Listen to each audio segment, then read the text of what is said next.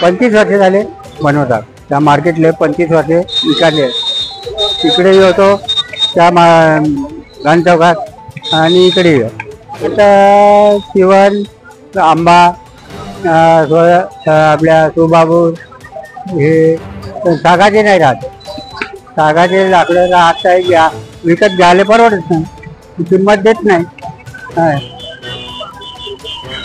ते सर्व काही होऊन गेली. आता वाडी लोकायला कामं नाही. आता काय करायचं तर म्हणून बनवत बसत.